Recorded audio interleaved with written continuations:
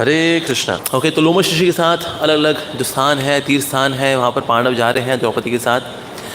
तो उनके हृदय में जब तो विषाद था, तो उस विषाद को दूर करने के लिए उनको एक कथा सुनाई। वो थी नल और दमयंती की कथा। ये बताने के लिए कि आपके जीवन में जो कष्ट है ना, ये तो कुछ भी नहीं है। अगर आप नल और दमयंती की कथा सुनेंगे तो उसमें कितना कष्ट है, कितने उतार चढ़ाव उन्होंने देखे। ये सुनने के बाद भी थोड़ा संतोष मिलता है कि दुनिया में कितना गम है, मेरा गम कितना कम है।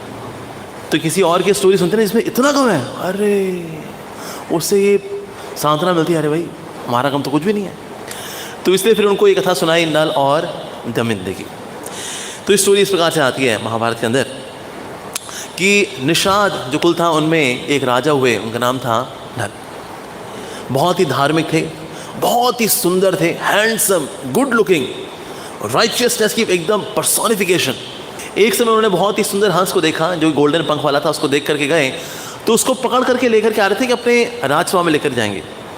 अब ये हंस को लगा मैं कहाँ यहाँ पर खुल के विचरण करने वाला, अब ये नल पता नहीं मुझे कहाँ लेके जाएगा, ये राजा अब कहीं ना कहीं अंदर पिंजरे में डाल देगा। तो उसने कहा अरे अरे राजा छोड़ दो भाई, मेरे को छोड़ दो। मैंने कहा क्यों, क्या हो गया? अगर तुम मुझे छोड़ दोगे ना तो मैं तुमको वो चीज़ बताऊंगा जो कि हर राजा को चाहिए होती है। कहते हैं क्यों, ऐसी क्या चीज़ चाहिए होती है जो कि तुम मुझे बताओगे? तो एक रानी, सुंदर, सुशील, योगवान, गुणवान रानी के बारे में बताऊंगा, ऐसी जो कि मतलब आप ही के लिए बनी है। लेकिन तब बताऊंगा जब आप मुझे छोड़ने का वादा करोगे। अरे ठीक है, वादा किया, बता कौन? कहता है विदर्भ की एक राजकुमारी है, उसका नाम है दमयंती। बहुत सुंदर है, इतनी सुंदर है कि उसकी चाहत तो देवता भी रखते हैं।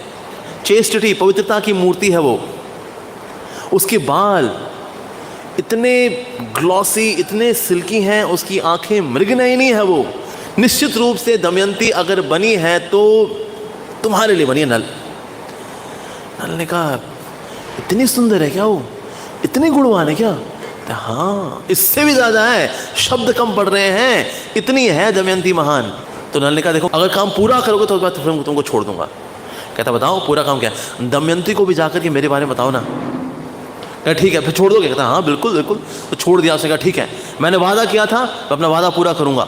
और ये हंस उड़ करके पहुंचा विदर्भ में। वहां पहुंच के दमयंती के पास गया और दमयंती के पास जा करके जो नल का गुणगान करना शुरू किया। सुप्रीम हैंडसमनेस, पृथ्वी पर ऐसा व्यक्ति हो ही नहीं सकता। ऐसा लगता है मानो कोई देवता हो, उसने यहाँ अवतार ले लिया हो। उसका नाम है नल। जब दमयंती ने जब नल के बारे में सुना तो उसका हृदय जो है नल पे आ गया कि जो भी व्यक्ति है ना, ये जिसके बारे में हंस बता रहा है, मेरा जीवन उसी के लिए ही है। तो दमयंती थी, उसके अंदर जो उसके हाव भाव थे ऐसे लगते थे ना कि खोई खोई सी है। पिताजी बुलाते थे दमयंती, दमयंती। जी जी जी पिताजी। क्या हो गया दमयंती, बड़ी खोई खोई रहती हो, सब ठीक है? हाँ हाँ जी जी जी जी पिताजी। अक्सर अकेले बैठी बैठी मुस्कुराती रहती थी। तो वहाँ पूछती क्या हो गया बेटा, तो ऐसे अकेले में मुस्कुराती? कुछ नहीं कुछ नहीं। तो माता पिता ने दोनों ने अकेले में डिस्कस किया। कहते दमयंती के तुमने हाव भाव देखे? हाँ, लगता है प्यार हो गया किसको किसी से। इसकी जो हाव भाव है ना, दिल ले बैठी किसी को लगता है ये। तो विदर्भ के राजा ने फिर ये योजना बनाई कि ऐसा करते हैं, स्वयंवर का आयोजन करते हैं। स्वयंवर में जब सबको बुलाएंगे तो निश्चित रूप से वो व्यक्ति भी आएगा जिससे ये प्रेम करती है। तो ऐसा करते हैं, स्वयंवर का आयोजन करते हैं। तो स्वयंवर का आयोजन किया गया। सब जगह पर राजाओं को इन्विटेशन भेजे गए कि आप लोग आइए, दमयंती का स्वयंवर हो रहा है। अरे राजाओं के मुंह से तो लार टपकने लगी। दमयंती, अरे यही तो हम इंतजार कर रहे थे सालों से। हम तो अधेड़ उम्र की इसलिए हो गए, एक दिन दमयंती तैयार हो जाएगी, एक दिन दमयंती की उम्र हो जाएगी तो फिर शायद हमको चुन ले। क्या पता हमको चुन ले। दमयंती दमयंती दमयंती दमयंती दमयंती, हमारा दम निकाल दे दमयंती। तो ये निश्चित रूप से ये इनविटेशन पहुंचा, नल के पास ही पहुंचा। नल को पता लगा अरे दमयंती का स्वयंवर हो रहा है। अरे best of the best suit पहन करके रथ पे आरूढ़ होकर के चल दिए। यस, दमयंती से मिलूंगा। वो प्रशंसा के वो शब्द जो मैंने हंस से सुने थे, उसको सुन करके मैं परमहंस हो गया। कब वो मौका आएगा जब मैं दमयंती से मिलूंगा? दमयंती भी सोच रही थी निश्चित रूप से ये इनविटेशन नल के पास भी अवश्य गया होगा। बस नल से पता नहीं कब मुलाकात होगी, कब वो स्वयंवर होगा, मैं तो और किसी को देखूंगी नहीं, सीधे नल के पास जाऊंगी बस। तो ऊपर स्वर्ग में जो है इंद्र ने एक मीटिंग बुलाई थी। तो मीटिंग बुलाई थी, मिनट्स ऑफ मीटिंग में थे उसमें डिस्कस करने के लिए, पर अटेंडेंस ही क्योंकि सब आए हुए नहीं आए हुए हैं। ओके, सब यहाँ पर है कि नहीं है? ये वाले देवता एब्सेंट, वो वाले देवता एब्सेंट, ये वाले देवता एब्सेंट, ये वाले देवता एब्सेंट, वो वाले देवता एब्सेंट। कहता हमने मीटिंग बुलाई थी भाई, सबको मैसेज किया था? मैसेज गया था सर, सबके पास गया था। ईमेल गई थी? हाँ जी गई थी जी सबको। एजेंडा गया था? हाँ एजेंडा भी गया था। लेकिन यहाँ पर तो एक भी झंडा नजर नहीं आ रहा, जबकि इतना एजेंडा गया हुआ है। कहाँ है सबके सब? महाराज इंद्र महाराज की जाओ, महाराज वो नीचे पृथ्वी पे ना कोई स्पेशल इवेंट चल रहा है। ऐसा कौन सा स्पेशल इवेंट आ गया कि इंद्र ने जब मीटिंग बुलाई है तो व्यक्ति तो कोई भी नहीं आया यहाँ पर? यहाँ सिर्फ हम चार हैं, यम है, वरुण है, अग्नि है और मैं हूं, बस। सिर्फ 4 लोगों से भला कौन सी मीटिंग होती है? 33 कोटि देवी देता है हम लोग, सिर्फ 4 लोगों में भला मीटिंग कैसे होगी? ऐसा क्या हो रहा है पृथ्वी के ऊपर? महाराज वो दमयंती है ना, वो दमयंती का स्वयंवर, उसका आयोजन हो रहा है। अच्छा, दमयंती का स्वयंवर हो रहा है तो इतना इंपॉर्टेंट कि ये सारे देवता लोग भी नीचे की ओर दमयंती की ओर चले गए? ऐसा क्या खास है भाई? आओ चल के देखें।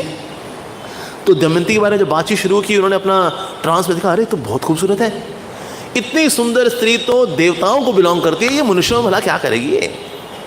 तो इसलिए हम सबको चलना चाहिए।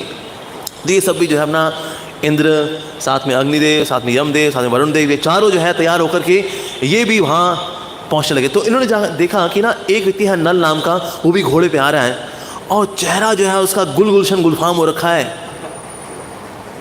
तो चारों ने अपना एक दूसरे को देखा, तो कैंडिडेट तो ये बहुत स्ट्रांग है, हम लोग भी जाएंगे ना, टक्कर का है कैंडिडेट। क्या तो जो टक्कर का है उसको अपनी सेवा में लगाए थे। तो उसके पास जो है जब चारों प्रकट हुए तो नल ने जो है अपने घोड़ों को रोका, तो देखा कि ना ये देख रहे हैं उसको। जाके दमयंती से कहो कि कल स्वयंवर में हम चारों में से किसी एक को चुन ले। नल के ऊपर तो मानो बिजली गिर गई। नल तो खुद ही जा रहा था दमयंती से विवाह करने के लिए, यहाँ तो चारों देवताओं ने बोल दिया कि हम चारों में से किसी एक को पसंद करना है। और तुमने वचन दिया है, अभी वचन निभाओगे ना? नल ने कहा जी बिल्कुल निभाऊंगा, बिल्कुल निभाऊंगा मैं। कहते लेकिन ना मैं अंदर घुसूंगा कैसे? क्योंकि ना वो अंदर रहती अपने प्राइवेट क्वार्टर्स में, तो फिर मैं वहाँ पहुँच नहीं पाऊंगा।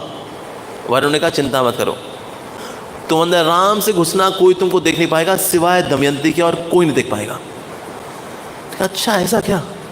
तो ये छुपते छुपाते कूद फांद कर जा रहे थे, तो सामने जो है सैनिक आ गए, तो डर गए, लेकिन सैनिक यहाँ से निकल गए। तो ओ वरुण ने जो बोला था कि मैं किसी को दिखूंगा नहीं, तो ये आप बेझिझक होकर के चलते हुए अपना देखा, बोर्ड देखे थे, दमयंतीज रूम दिस साइड, एरो वगैरह बने हुए थे, और फिर करते करते फिर ऊपर नीचे, फिर फाइनली दमयंती के रूप में पहुंच गए। और वहाँ पहली बार देखा दमयंती को।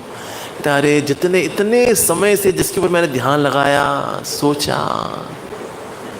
आज पहली बार उसको देख रहा हूँ दमयंती को मैं।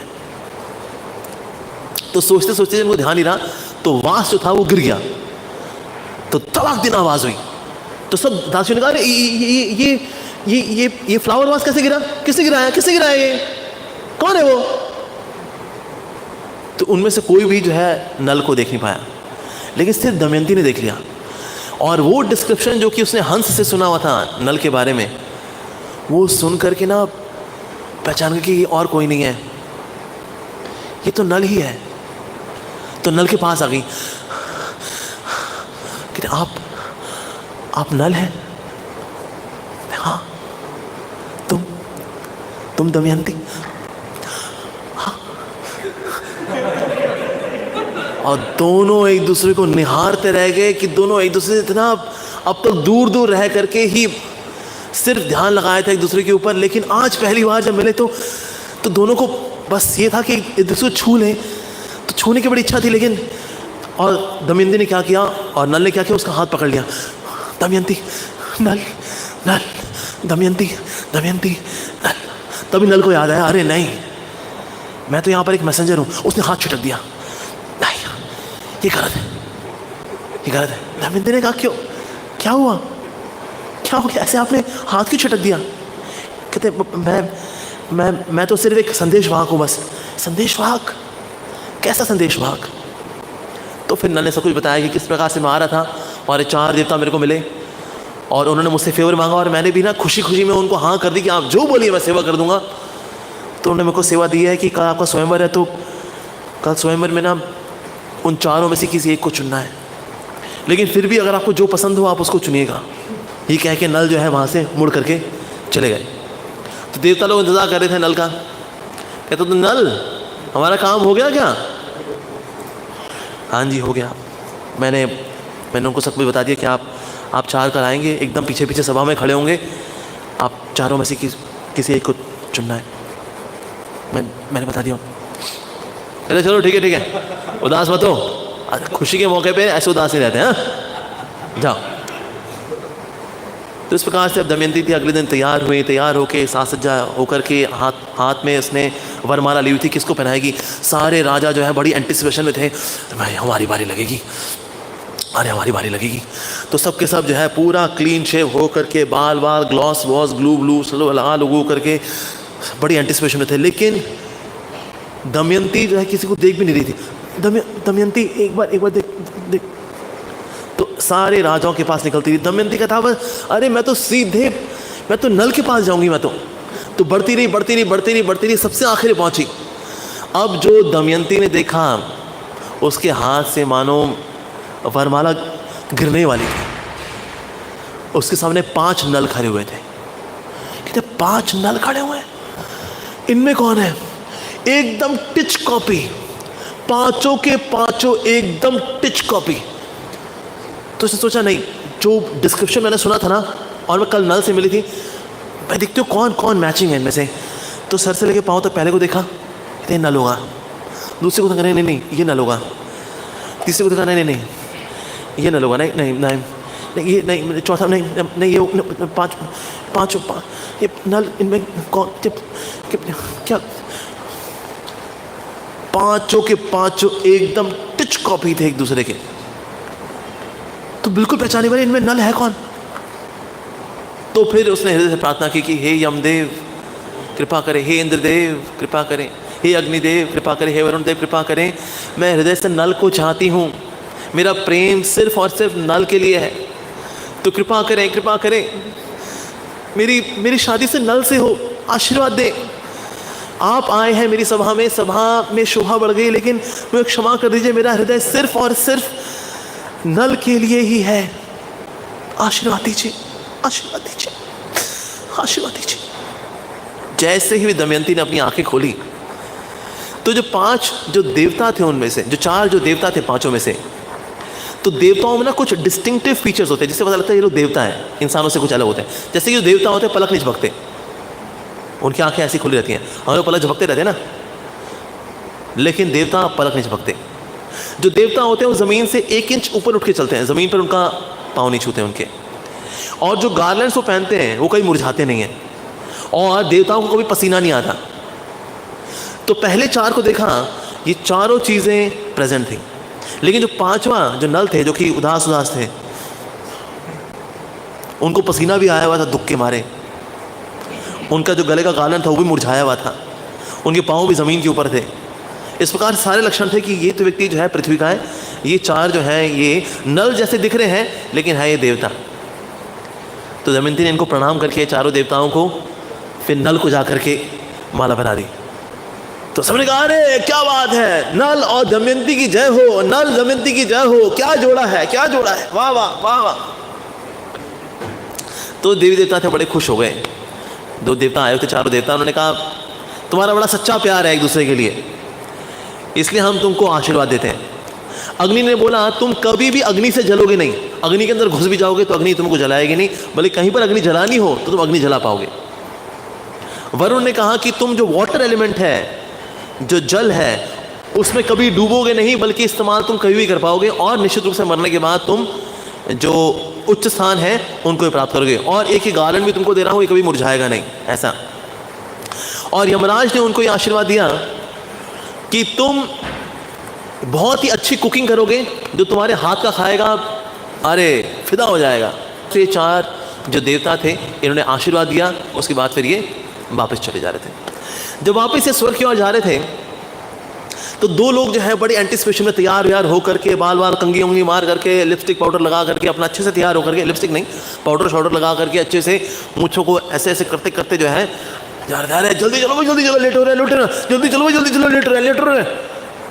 चारों ने पूछा भाई कहाँ जा रहे हो, लेट हो रहे हो, क्या हो गया? कहते वो दमयंती की शादी है ना, हमको जाना स्वयंवर में, वहीं पे जा रहे हैं हम।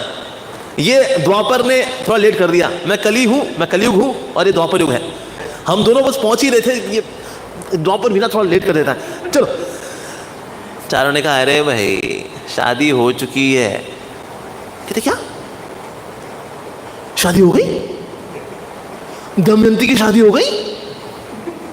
कहते हाँ और क्या, अरे वहीं से आ रहे हैं हम भी थे स्वयंवर में, हम लोगों को भी रिजेक्ट कर दिया उसने, नल को उसने पसंद किया। कहता वो नल, वो निषाद राजा, ये दमयंती इस तरह की चॉइस करेगी, आप लोगों को छोड़ दिया उसने। अरे अभी तो हम आए नहीं यहाँ पृथ्वी के ऊपर कि लोगों की बुद्धि अभी से ऐसे घूम गई कि आपको छोड़ करके एक इंसान को चुन लिया उसने। अरे हम जाते कम से कम हमको चुनती वो, मेरे को चुनती वो, दमयंती ने नल को चुन लिया। सबने कहा अरे देवताओं ने कहा कुछ भी हो, भले ये नल को चुना है लेकिन नल के अंदर भी जो खासियतें हैं, गुण हैं, हम देवताओं से कोई कम नहीं है। हालांकि रहता हो पृथ्वी के ऊपर है लेकिन धर्म की मूर्ति है, सुंदर है, हैंडसम है, हंकी है, कोई भी राजकुमारी अपना दिल दे देगी उसको, तो इसने चुन लिया उसको, कोई बात नहीं। तो जितनी ये तारीफें किए जा रहे थे देवता, उतनी ज्यादा कलयुग की जो है, कली की ईर्ष्या बढ़ रही थी। कहता बस बस बस बस बस, इतनी तारीफें मत करो आप, पहली हमारी शादी मिस हो गई है, दिमाग खराब हो गया मेरा, ऊपर से तारीफें कर रहे हो आप उसकी जिसने दमयंती से शादी की है। पता है ना मैं कलयुग हूं, जहां पर अच्छी चीजें होती है मैं सुन नहीं पाता उसको। दमयंती यार हाथ से निकल गई हमारे। तो कली ने सोच लिया कि कुछ भी हो, नल का मुझे बेड़ा गर्क मारना ही मारना है, उसने सोच लिया। अब ये निषाद राज के यहाँ पर जो निषाद जो किंगडम थी वहाँ पर सोच रहा था कहाँ घुसूँ, क्या कैसे घुसूँ, कहाँ घुसूँ कैसे घुसूँ। लेकिन नल का चरित्र इतना पवित्र था कि कहीं पर भी उसके साम्राज्य में कोई स्कोप ही नहीं था कि कलयुग घुस जाए। 12 साल लग गए कलयुग को एक दोष ढूंढने में नल के साम्राज्य के अंदर, 12 साल। 12 साल बाद फिर नल से एक मिस्टेक हुई। जब संध्या वंदन के लिए जब वो जा रहे थे तो थोड़ा सा लेट हो गए थे, तो लघु शंका के लिए गए थे। लघु शंका करके जब आ रहे थे तो पाँव नहीं धोए। लघु शंका करो तो उसके बाद फिर अपना यूरिनल पार्ट भी धोना चाहिए, पाँव भी धोना चाहिए, कुल्ला करना चाहिए, ये करना चाहिए। तो जल्दी जल्दी में हाथ धोए, कुल्ला करके बिना पाँव धोए पूजा के स्थान में चले गए। जैसे ही ये अपवित्रता हुई, कलयुग ने कहा अरे मौका मिल गया भाई, अभी घुसते हैं, कमाल दिखाते हैं अपना। तो कलयुग जो है घुस गया नल के अंदर। और नल जो है अब पहले धार्मिकता से सोचते थे, अब ना और धार्मिकता में भी थोड़ा उनका दिमाग चलना शुरू हो गया। अजीब सी बात है, पता नहीं क्या हो रहा है, क्या हो रहा है, पता नहीं ये कल से जब से है ये पता नहीं मेरा ये दिमाग जो है थोड़ा सा अजीबोगरीब सा हो गया। साथ ही कलयुग ने क्या किया, एक मैसेज भेजा उनके भाई को, पुष्कर को। कहता भाई तेरा बड़ा भाई राज करता रहेगा, तू कब राज करेगा? छोटा भाई बना रहेगा क्या तू? पर्चियाँ साइन कराता रहेगा तू अपने भाई से हमेशा? अरे राजा बन, राजा बनने में हम तुम्हारी मदद करेंगे। कहते कैसे कैसे? कहता अरे कुछ नहीं, उसको चौसर पे बुला, चौसर में मैं तेरी हेल्प करूंगा। कलयुग मतलब चौसर, जुआ। सोच, कल्पना कर कि तू सिंहासन में बैठा हुआ है, क्या ईगो को शांति मिलेगी जब तू साइन क्या करेगा। गले मालाएं होंगी, लोग बोलेंगे पुष्कर महाराज की जय, पुष्कर महाराज की जय, याद कर। अरे बस जी इतने सपने दिखा दिया आपने। बिल्कुल, इसने चैलेंज कर दिया अपने भाई को, भाई जुआ खेलेंगे हम। भाई ने कहा नहीं नहीं मैं जुआ नहीं खेलता। कहते क्यों, क्या हो गया भाई, डर गया क्या? अरे भाई भाई हैं, खेल ले। तो अंदर जो कलयुग बैठा हुआ था नल के, कलयुग ने कहा खेल ले, क्या हो गया, जुआ ही तो है, खेल ले। तो ये आ गए अपने भाई के पास। तो कहते चल फिर जुआ खेल लेते हम, जुआ खेलने लगे, जो भी दांव पे लगाए नल हारता जाए, जो भी लगाए दांव पे नल हारता गया। और सब कह रहे थे अरे बस रुक जाओ भाई, अरे बहुत हो गया, अरे इतना हार तो चुके हो, अब रुक जाओ। लेकिन नल जो था, he was in hypnotic madness because of कलयुग के प्रभाव में वो खेलता गया, अब कुछ नहीं बचा। तो भाई ने बोला अभी तेरी वाइफ तो है दमयंती, उसको भी लगा दे दांव पे। जैसी शब्द सुना दमयंती, कहता नहीं दमयंती को थोड़ी दांव पे लगाऊंगा। तो थोड़ा होश आया, नहीं ये मैं क्या कर रहा हूँ, सब कुछ तो हार गया मैं। कहता बस भाई सब कुछ हार गया तू। दमयंती को जो पता लगा था, बीच में मैसेज भी भिजवाए, लेकिन कलयुग के प्रभाव में दमयंती का कोई मैसेज नहीं सुना।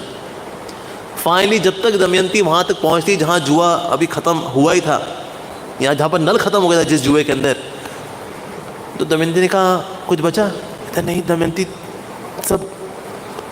सब हार गया, कुछ नहीं बचा। ओहो। दमयंती ने कहा कि इनके दो बच्चे थे, इनके एक लड़का एक लड़की, इनको भिजवा दिया अपने नान के कि जाओ तुम लोग जाओ बेटा वहाँ रहो। अब पापा और मैं तो पता नहीं अब कहाँ जाएंगे, हमें पता नहीं। अब तो ये लोग जो है दर दर करके भटकने लगे, कहाँ जाएं, क्या खाएंगे। तो दैट वेज बड़ा ही कष्टमय समय था। तो इनको बहुत भूख लगी हुई थी, लेकिन कुछ खाने को नहीं था। जहाँ भीख मांगते कोई देता ही नहीं कुछ खाने को, क्या करें, बड़ी भूख लगी है। तो तभी जो है वहाँ पर दो पक्षियों को देखा। तो इसीलिए अब जो नल था उसको कुछ नहीं बचा था, बस एक कपड़ा ही बचा था जो कि गमछे की तरह ऊपर लिया हुआ था, तो वही ऊपर लपेटा हुआ था बस। तो देखा ये दो पक्षी हैं, ये बैठे हुए बड़ी शांति से, इनको पकड़ के खा लेता हूँ, कलयुग है ना, मीट ईटिंग। कहते इन दो पक्षियों को मारकर खा लूँगा। तो उसने नल ने क्या किया, अपना गमछा उतारा, अंदर कोपिन पहना हुआ था बस, नल लेकर के पक्षियों के ऊपर डाला। जैसे ही डाला तो ये पक्षी जो है गमछे को लेकर के उड़ गए। और इसको देख के बोले अरे नल, पता है हम कौन है? हम वो चौसर के वो पासे हैं जो तू फेंक रहा था बार बार, जिससे तू फाइनली इस चीथड़े के अंदर आ गया था। बस सिर्फ गमछा और कोपिन तेरा, अभी हम गमछा भी लेके जा रहे हैं। वो पक्षी जो है वो गमछा भी ले गए। अब तो नल सिर्फ कोपिन में बचा। कहता अब मैं इस तरह से, अब मैं कैसे रहूँगा। तो दमयंती से रिक्वेस्ट किया कि ना तुम्हारी साड़ी का थोड़ा सा टुकड़ा फाड़ के दो ना, कम से कम आगे ऐसे लपेट लूँगा मैं, और थोड़ा सा पीछे लगा लूँगा ऐसे, थोड़ा ये दे दो। तो फाइनली जो है दमयंती ने अपनी साड़ी का कपड़ा फाड़ करके दिया, थोड़ा सा आगे लगाया, थोड़ा सा पीछे, अपने आप थोड़ा ढका, चलते रहे। तो इस बार नल ने बोला देखो दमयंती, मेरे साथ रह के तो तुमको दर दर की ठोकरें ही मिलनी है, इसलिए मेरा कहा मानो तो तुम अपने घर चली जाओ, माता पिता के पास चली जाओ। जब तक मैं वापस ठीक नहीं हो जाता तब तक तुम वहीं रहो। तुम कहाँ रहोगे? देखो मेरे पास ना खाने का ठिकाना है ना रहने का ठिकाना है, मैं तो बल्कि तुमको कपड़े भी नहीं दे सकता, तुमसे बल्कि कपड़े ले रहा हूँ मैं, तो इसीलिए मेरे साथ मत रहो दमयंती, तुम चली जाओ। दमयंती ने कहा नहीं मैं ऐसा नहीं कर सकती, आप मेरे पति हैं, परमेश्वर है, मेरे सब कुछ है। जब हमने सुख दुख में साथ रहने का वादा किया था, तो अगर मैं सुख में आपके साथ रही हूँ तो बड़ा दुख में आपको मैं कैसे छोड़ दूँ। तो बिना खाए हुए शरीर में जब ताकत नहीं थी तो दोनों रात को सो रहे थे। जब सोए तो सुबह सुबह दमयंती की शरीर में इतनी ताकत नहीं थी कि सुबह उठ जाए, लेकिन नल उठे। नल ने जो है इस हाल में देखा अपनी वाइफ को कि दमयंती का क्या हाल हो गया। कहाँ राजकुमारी, विदर्भ के राजा की राजकुमारी मेरी पत्नी दमयंती का क्या हाल हो रखा है। धिक्कारने लगे खुद को, मैं क्या करूं। तो सोचते थे कि ना मैं दमयंती को जितना बोलता हूं चली जाए अपने माता पिता के पास, इसलिए नहीं जा रही क्योंकि उसको लगता है कि मेरा साथ देगी वो। जब तक मैं इसके साथ हूं ना, मेरे लिए ये वापस अपने माता पिता के पास नहीं जाएगी, तो इसको छोड़ करके चला जाता। तो छोड़ करके जाने लगे तो कलयुग ने फिर से इनके अंदर ये भाव दिया, कह जा ही रहा है, इसकी साड़ी का थोड़ा और टुकड़ा फाड़ ले। तो साड़ी का थोड़ा और टुकड़ा फाड़ करके अपने ऊपर लपेट लिया। अब वो अर्धनग्न अवस्था में थी। इसके बाद नल यहाँ से चले गए। अब जब ये सुबह उठी तो उसने देखा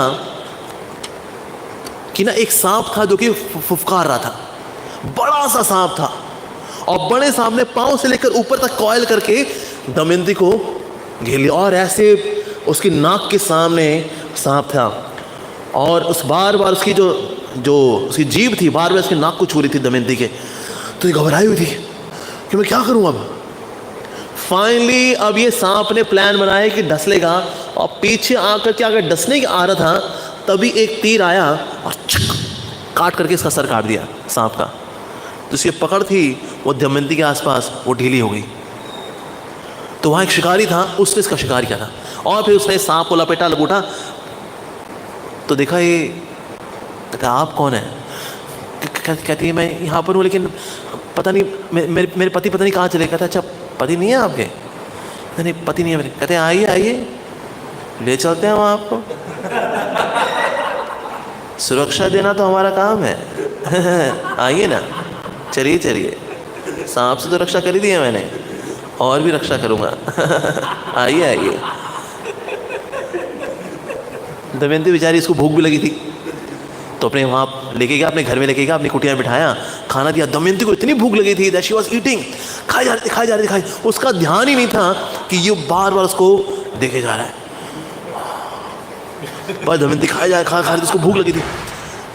तो देख, जब उसकी थोड़ी सी भूख जब शांत हुई, फिर उसकी नज़र गई इस शिकारी की ओर।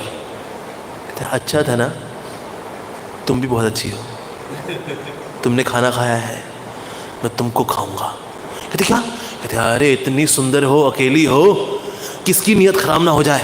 कहते क्या? और फिर ये जो शिकारी था, इसने जा करके दमयंती के ऊपर हमला बोल दिया। इसने अपने को बहुत बचाने की कोशिश की, पर वो शिकारी बहुत शक्तिशाली था। उसने पकड़ करके इसको अपनी बाहों में भर लिया, और इसकी पवित्रता को अभी छिन्न भिन्न करने वाला था कि कष्ट में आकर ये बोली, अगर मैं हमेशा नर के प्रति वफादार रही हूँ, इसके सर पे बिजली गिरे ही मर जाए। और हुआ भी वही, जैसे उसने बोला अरे तुमको मैं, तड़प के वहीं मर गया वो। तो फिर वहां से दमयंती भागी। अरे यार कि किस किस तरह के लोग हैं, जो रक्षक है वही भक्षक बन जाते हैं। ये क्या हो रहा है ये मेरे साथ? तो बेचारी चलती रही, दौड़ती रही। इस प्रकार से आगे चलती रही। तो वहाँ एक कारवां था, जो कि ना चेदी नाम का एक स्थान था, उसकी ओर जा रहा था ये कारवां। तो उन्होंने कहा ये कारवां जहाँ भी जा रहा है चलती हूँ, साथ साथ ही चलती हूँ। तो अभी पास में थी कारवां के, तो एक लड़का चिल्ला दिया, डायन डायन, अरे देखो डायन डायन। सब कह रहे डायन डायन डायन का। वो देखा दमयंती। असल में दमयंती बेचारी इतनी सूख करके पतली हो गई थी, और इतनी सारी परतें चढ़ गई थी मिट्टी की उसके ऊपर, बेचारी के ऊपर, की बेचारी इतनी बदसूरत दिख रही थी। वो कपड़े जो थे एकदम गंदे हो रखे थे, बालों में जो है बाल सारे उलझे हुए थे, बिना कंघी के हुए बिखरे बिखरे बाल थे, सारी मिट्टी की परतों के साथ और गंदे कपड़ों के साथ, दुबली पतली सिकड़ी, कोई पहचान ना सके कि ये दमयंती है। ऐसा हाल था। तो उनमें जो बुजुर्ग थे उन्होंने कहा अरे रुको रुको, डायन नहीं है ये, बाहर से डायन दिख रही है लेकिन ये डायन, इसके हाव भाव डायन वाले नहीं है, इसके पाँव सीधे हैं, इसके डायन नहीं है। तो पाँव पहुँचे उसके पास, कहते तो उसके पास पहुँचे, कहते तुम कहाँ? कहती देखिए मेरा कुछ ठोर ठिकाना नहीं है, मैं अपने पति को ढूंढ रही हूँ। कहता अच्छा ठीक है कोई बात नहीं, चलो चलो हमारे साथ चलो। फिर तो कारवां में इसको लेकर के अपने साथ चलते रहे। तो फाइनली फिर ये चेदी नाम का जो स्थान था वहाँ पर पहुँची।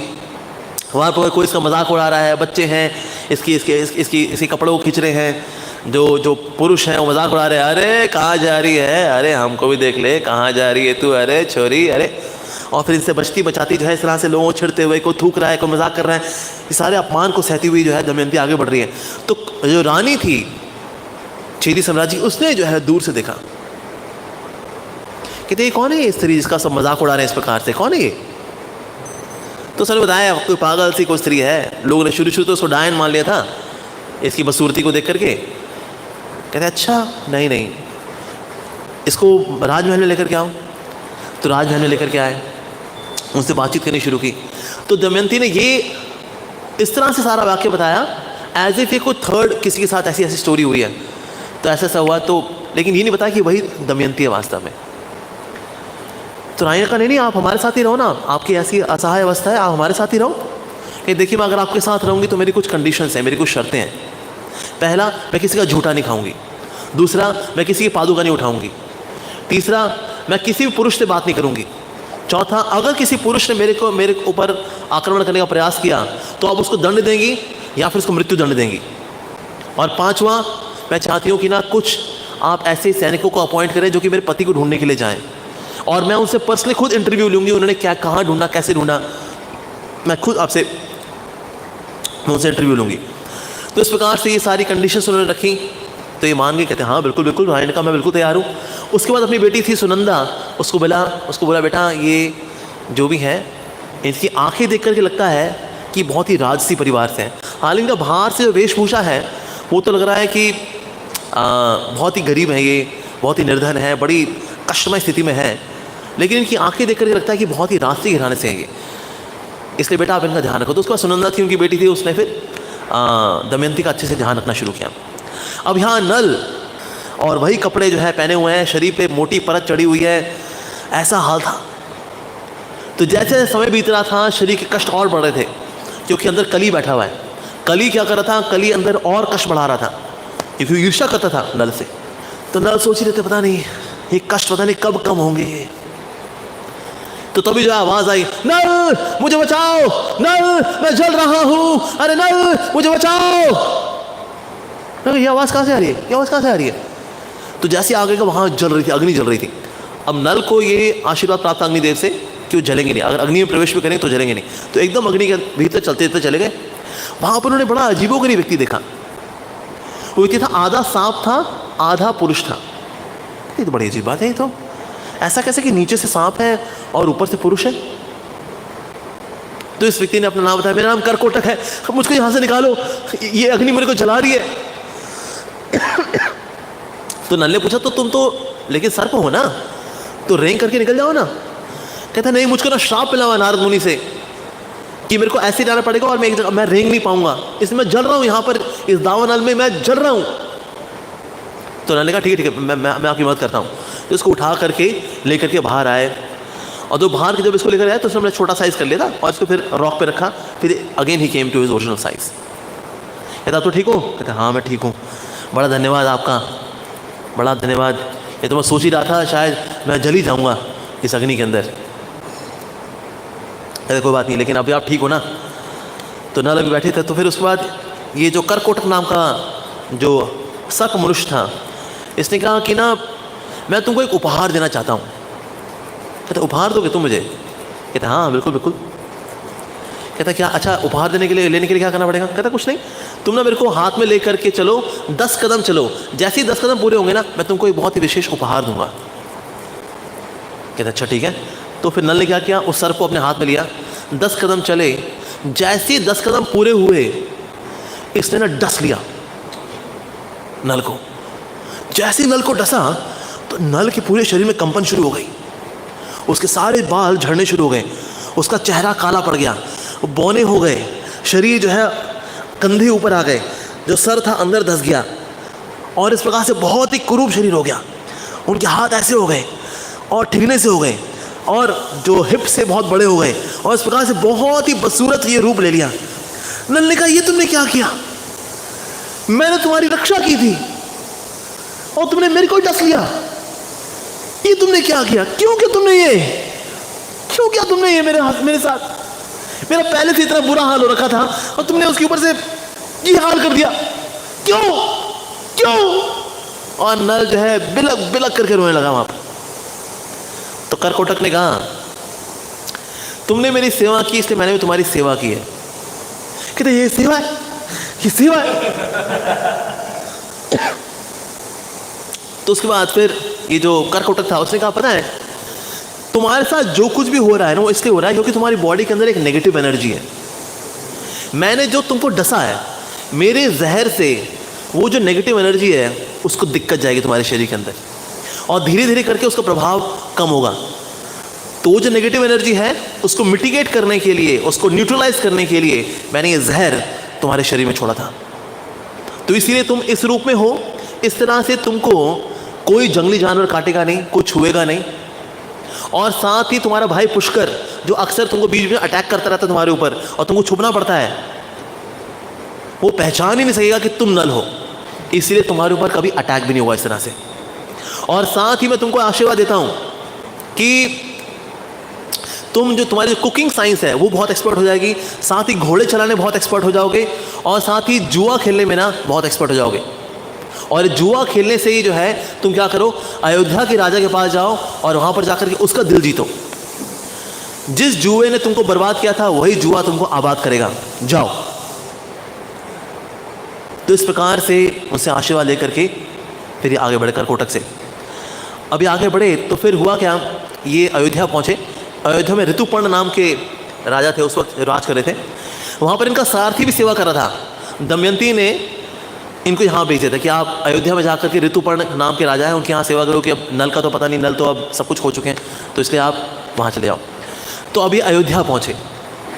अब जब ये अयोध्या पहुँचे, अयोध्या में जाकर के इन्होंने राजा को प्रपोज किया कि आप चाहें तो मैं आपको जुआ खेलने की कला सिखा सकता हूँ, साथ ही घोड़े कैसे संभालने हैं मैं आपका अस्तबल भी सारा संभाल लूँगा। और जब उसके स्किल्स देखे, नल के सारे स्किल्स वगैरह देखे सब, कहते हैं दिखता बहुत बदसूरत है, हालांकि टेढ़ा सा है, कंधे ऊपर आए हुए हैं, सर नीचे है, बड़ा सा सर है, बदसूरत चेहरा है, दांत बाहर आए हुए हैं, अजीब सा दिखता है। लेकिन कुछ भी हो, लेकिन घोड़े अच्छे संभाल लेता है, सारथी अच्छा है वैसे। देखा भाई, उसके टेस्ट वगैरह भी लिए उसने, ऊपर नीचे सब तरह से चला लिया। तो बोला वार्ष्णेय ये तो तुमसे भी अच्छा है। हाँ महाराज, मैं भी हैरान हूँ कि ना मेरे से अच्छा रथ चलाना सिर्फ एक ही व्यक्ति को आता था, नल को, और ये कुबड़ा भी मतलब ऑलमोस्ट नल के जैसा ही बढ़िया है। तो इससे राजा बहुत इंप्रेस हुए, तो 10,000 सोने की मुद्राओं पर उनको रख लिया। तो इस प्रकार से अब ये राजा के पास रहने लगे इस कुबड़े और बदसूरत शरीर के साथ। ये सोचते हुए पता नहीं कब अब दमयंती पता नहीं कहाँ होगी। पैरेलली क्या हुआ कि जब जो विदर्भ के राजा थे उनको पता लगा इस प्रकार से ये दमयंती और नल के साथ ये सब हुआ है, तो उन्होंने अपनी दमयंती, अपनी बेटी को ढूंढने के लिए गुप्तचर भेजे कि जाकर पता करो ये दमयंती भला कहाँ है। तो चारों अब ब्राह्मण गए, लेकिन ना कहीं दमयंती का पता नहीं चला था। ये भला ये कहाँ होगी दमयंती। ढूंढते फाइनली क्या हुआ, दमयंती के ब्रदर थे सुदेव, उनका अनुगत एक ब्राह्मण था, वो पहुंचा छेदी में। जब वहाँ पहुँचे तो उनकी नज़र पड़ी दमयंती के ऊपर, जो कि अभी भी जो है बड़ी डस्की हैं, बड़ी सिंपल कपड़े पहने हुए हैं। ऐसा देखते ही जो है वो पहचान गए कि ये तो दमयंती है। ये तो जय श्री रुक्मिणी द्वारकाधीश की जय, जगन्नाथ बलदेव सुभद्रा मैया प्रभु सुदर्शन की जय, गिरिराज गोवर्धन जी महाराज की जय, श्री गौरताई जय, श्री प्रभुपाद की जय। तो देखते पहचान गए, तो कहते ये तो दमयंती है। तो उनके पास उनसे बातचीत शुरू की। जब उनसे बातचीत शुरू की, बातचीत करते करते देखा उनकी बाहों के बीच में यहाँ पर एक कमल का निशान भी था। दमयंती के यहाँ पर बर्थ मार्क था और वो था कमल का निशान। कहते आप तो दमयंती हैं। तो दमयंती ने कहा अरे ये कैसे पहचान गया। कहता अरे मैं आपका भाई का तो अनुगत ब्राह्मण हूँ, मैं सुदेव है ना। अरे मैं पहचान गया आपको, आप तो दमयंती हैं। तुरंत रानी के पास गया, कहते अरे जी ये तो विदर्भ के राजा की राजकुमारी है, तो इनका ब्याह हुआ था नल के साथ, ये तो वही है दमयंती, ये देखिए इनके माथे पे निशान। कहते अच्छा अरे हाँ हमने ध्यान ही नहीं दिया है, तो क्योंकि चेहरा इतना डस्की हो गया था इनका, हम तो देख ही नहीं पाए ये कमल का निशान है यहाँ पर। अरे कहते अरे क्षमा कर दे। कहते अरे क्षमा की बात क्या है, आपने तो बोल के मेरे को बेटी की तरह रखा, आपका बहुत धन्यवाद। इसके बाद फिर ये वापस विदर्भ के पास पहुँच गए, अपने माता पिता के पास पहुँचे। माता पिता ने जब इस हाल में देखा अपनी बेटी को, अरे आलिंगन कर लिया उन्होंने। अरे माँ भी हमारी बेटी का क्या हो गया, क्या हाल बना के रखा है बेटी तुमने। फिर जो है उसको औषधियाँ दिलाए, उसको अच्छे से नहलाया धुलाया, उसका पुराने रूप में फिर से दमयंती को लेकर के आए। कहते लेकिन नल कहाँ है। कहते नल का तो पता नहीं, नल कहाँ पर है। तो फिर दमयंती ने क्या किया, दमयंती ने कुछ गुप्तचर भेजे, फिर कुछ ऐसे लोग भेजे जो कि जाएं और ढूंढें, नल को ढूंढें। लेकिन नल की कोई तस्वीर है नहीं, सब जगह ढूंढा है लेकिन नल कहीं मिले नहीं। नल के लिए स्केच वगैरह बना के दिया था, जो स्केच दिया था वो किसी से मैच ही नहीं करता, क्योंकि नल का रूप रंग तो बदल चुका है अब। तो ढूंढ रहे लेकिन कब मिलते ही नहीं। कहते क्या करें, हमने बहुत ढूंढा। कहते अच्छा फिर क्या किया जाए। तो लेकिन ना एक इंसिडेंस है जो कि मैं और नल ही जानते हैं। तो इसलिए ना उन्होंने ब्राह्मणों को बोला कि आप ढूंढने के लिए जाओ, लेकिन आप ना एक सॉन्ग गाया करो जो कि मेरी व्यथा को बताता है। आप ये सॉन्ग गाते हुए जाओगे तो अगर कहीं भी अगर नल ने ये सॉन्ग सुन लिया तो फिर वो निश्चित रूप से ना वो कहीं रिस्पॉन्ड करेंगे। तो फिर उन्होंने जो है अपनी व्यथा को एक सॉन्ग के रूप में कंपोज करके इनको दिया। अब ये लोग जो है गाया करते थे इसको। असहाय छोड़कर क्यों चले गए, राजा बने जुआरी तुम क्यों चले गए, दुखों के सागर में छोड़ क्यों चले गए, जाने कब मिलोगे तुम क्यों चले गए, क्यों चले गए, क्यों चले गए, क्यों चले गए तुम, क्यों चले गए।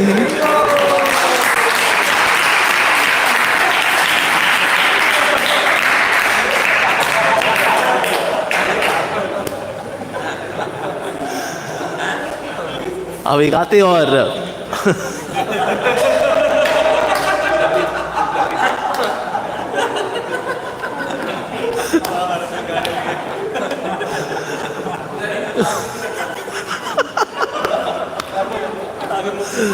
तो फाइनली ढूंढते ढूंढते जो है पहुंचे, तो अयोध्या ही पहुंचे। अयोध्या में जब पहुंचे तो जब ये वाला सॉन्ग जब गा रहे थे तो ना किसी ने फिर पीछे से ये भी फिर एक और आगे सॉन्ग जोड़ दिया, हम बेवफा हर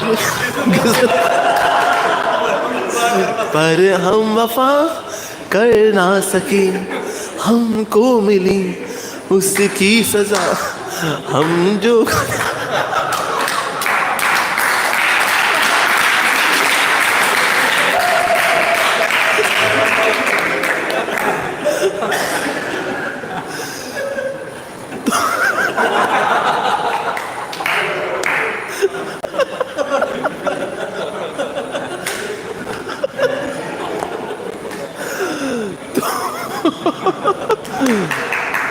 तो फाइनली फिर ये पहुंचे नानी के पास। कहते नानी साहिबा हमने ना, हम जब गए थे और हम ये गाना आपका दिया हुआ गाना हम गा रहे थे तो ना पीछे से उसने फिर ये वाला गाना गाया।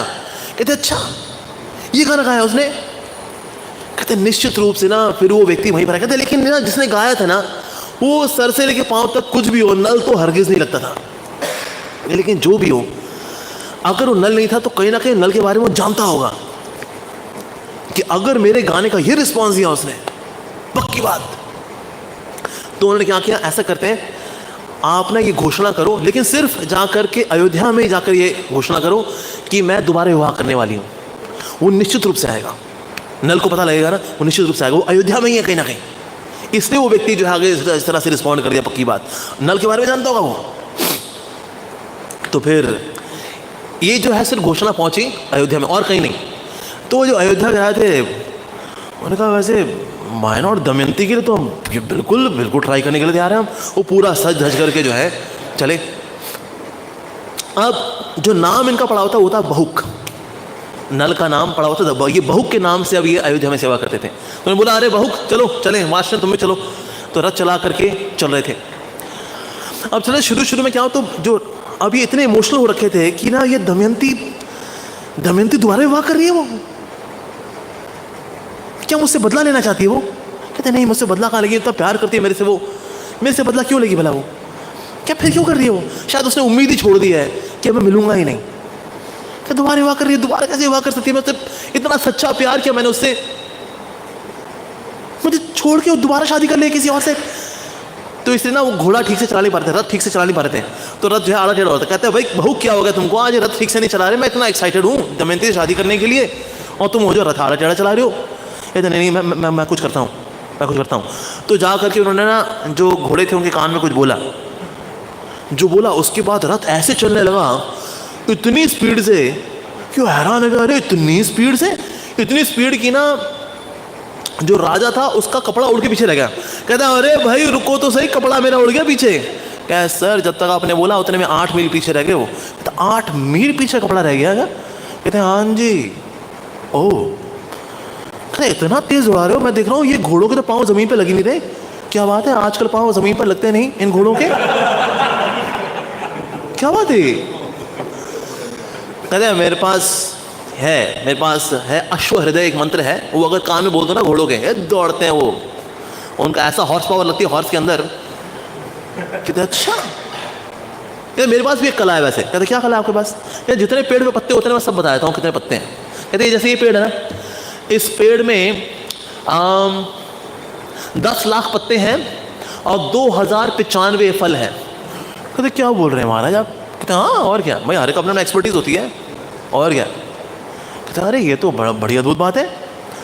कहता अच्छा तुम सारे काउंटिंग मत करो, चलो मैं डाल बता दूँ। वो जो डाल निकली हुई है ना, इस डाल पर इस पे 535 पत्ते हैं और 6 फल है। कहता हमारा 6 फल तो नजर आ रहे, मैं 535 पत्ते काउंट करूँ, पैर एकदम डिट्टो। कहता अरे सर एकदम स्पॉट ऑन, क्या कला है आपके पास?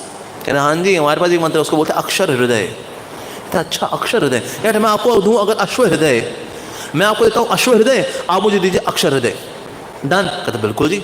तो दोनों एक दूसरे को मंत्र सिखा दिए एक दूसरे के। जैसे अक्षर हृदय मंत्र किया तो बचा कुचा जो कलयुग जो अंदर बैठा हुआ था वो भी चला गया अब नल के अंदर से। अब इसके बाद जो है फाइनली दोनों के दोनों फिर पहुंचे अंदर। जब पहुंचे जैसे उनकी एंट्री हुई तो दमयंती वेट कर रही थी कि ना नल इनमें होंगे। उनका वार्ष्णेय को तो पहचान गई, वो तो है, ये तो ऋतुपर्ण करके है, ये तो राजा है वहाँ के। कहते ये दूसरा व्यक्ति जो है काला सा अजीब सा ठिगना सा, ये पता नहीं कौन होगा।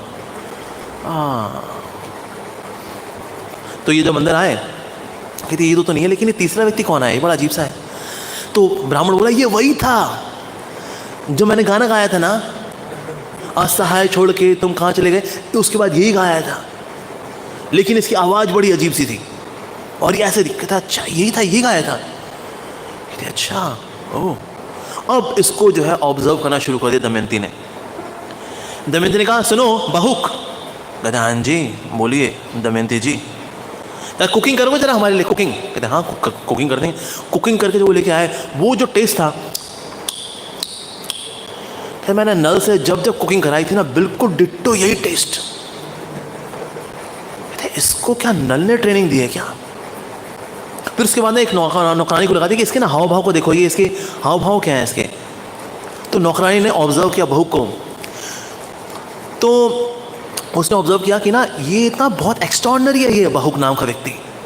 ये तो गिलास को देख लेता है ना उससे पानी वैसे ही भर जाता है, तो पानी पीने के लिए ना ये नल के वल के नीचे लगाता नहीं अपना। कहता अच्छा नल के नीचे नहीं लगाते हैं? कहता हाँ ये नल ये तो वैसे ही भर देता पानी। कहता अच्छा और? कहता और तो और ना इसको आग जलानी पड़ रही होती ना, बस घास के तिनके को देख लेता है उसमें आग जल जाती है। अच्छा हाँ। कहता मुरझाए हुए अगर फूल लेते ना वो खिल जाते हैं, बल्कि फूल को लेकर के ऐसे मार देता धूप धूप धूप वो और खिल जाता है वो। तो ये सारी कलाएं तो नल के पास ही थी। तो मुझे 99% कंफर्म्ड है कि ये नल है। तो ना क्या किया उसने कहा कि ना मेरे तो दोनों बच्चे हैं ना इनको भेजो। जब बच्चे गए, जब बच्चों को देखा तो नल को पता लगा रही तो मेरे बच्चे हैं, तो सीधे इनको नाम से पुकारा, अरे मेरे बच्चों मेरे बच्चों मेरे प्यारे बच्चे। वो सोचे नहीं हमारे पापा तो नहीं है, लेकिन ये आप पापा तो लग रहे। तो नल कहा अरे तुम्हारा अभागा पिता हूँ मैं। नहीं ये पापा नहीं अंकल कोई बात नहीं अंकल आप रोई मत आप। लेकिन दमयंती कंफर्म हो गया भाई ये नल ही है। कि तुम एक बात बताओ तुम्हारी सारी चीजें नल की जैसी है, तुम नल ही हो ना? हाँ मैं नल ही हूँ। कहते बहुक मुझे लग रहा था कि तुम नल ही हो, तुम नल ही हो। ये तुम्हारा क्या हाल हो गया, ये तुम्हारा क्या हाल हो गया? दमयंती नल, दमयंती नल दोनों जो है बिलक बिलक के रोने लगे कि तुमने मतलब दोबारा शादी करने का निर्णय लिया क्या? मेरा प्यार इतना अधूरा इतना कच्चा था कि तुम आज। नहीं नहीं नहीं नल मैं तुम्हारे सिवा किसी और के बारे में सोच भी नहीं सकती। मैं तो तुमको यहाँ बुलाने के लिए ये सारा कुछ किया था। और दोनों जो है रोज है तो लेकिन तुम्हारा ये हाल कैसे हो गया, कैसे ठीक हो गया?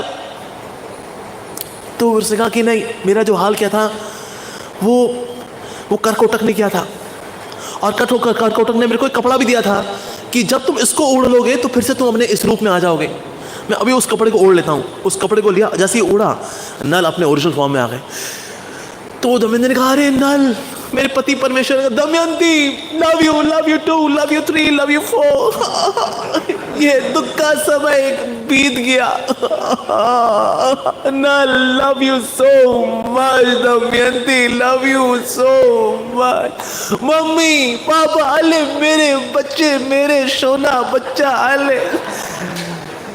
Finally, this was the reunion after so much of pain and ups and downs in life.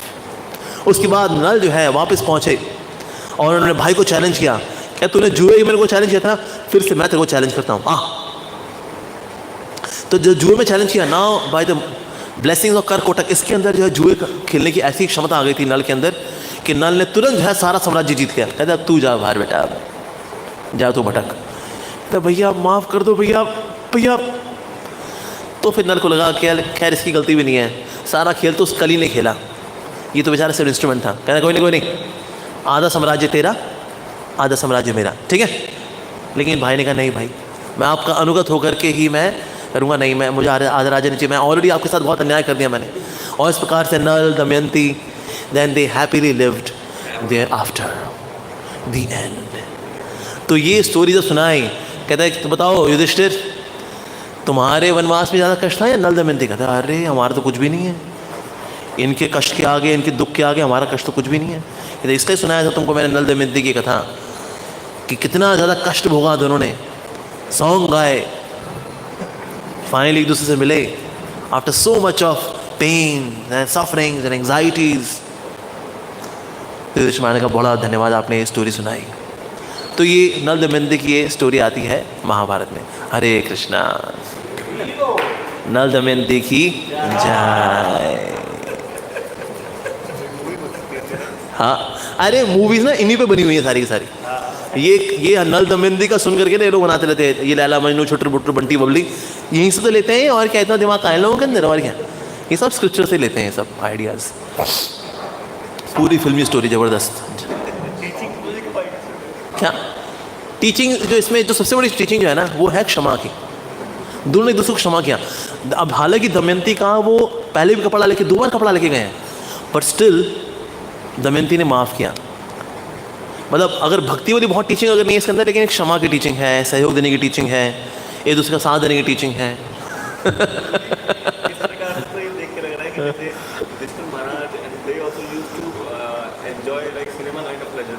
क्या चीज़ देखो, स्टोरीज में हर तरह के प्लेजर होते हैं। इवन राम और लक्ष्मण जी थे तो विश्वामित्र मुनि उनको भूत प्रेत की कहानी भी सुनाते थे कि किस प्रकार से वो वहाँ गए, उसके अंदर भूत घुसा हुआ था, उसने उसको देख लिया, उसको वो झपट पड़ा, उसने मंत्र का उच्चारण किया, वो बच गया।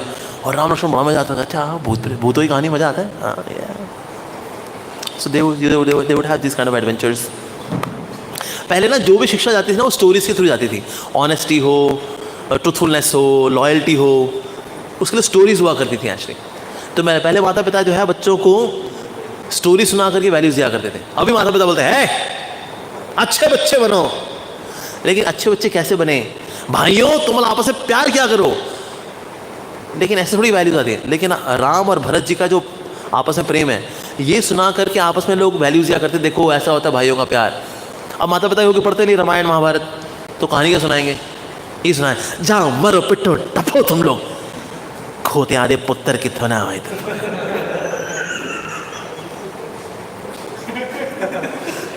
ठीक है खोते आधे पुत्र भाई खोता है।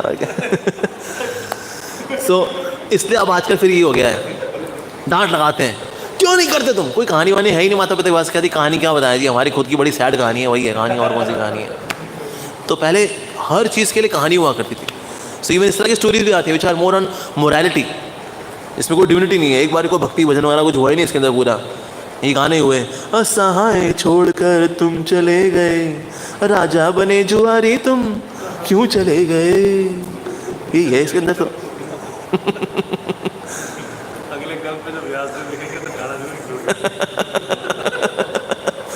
दुखों के सागर में छोड़ क्यों चले गए, जाने कब मिलोगे तुम क्यों चले गए।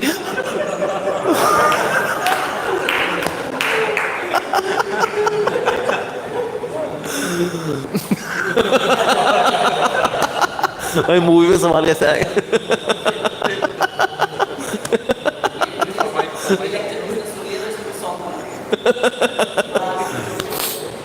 बना दे भाई।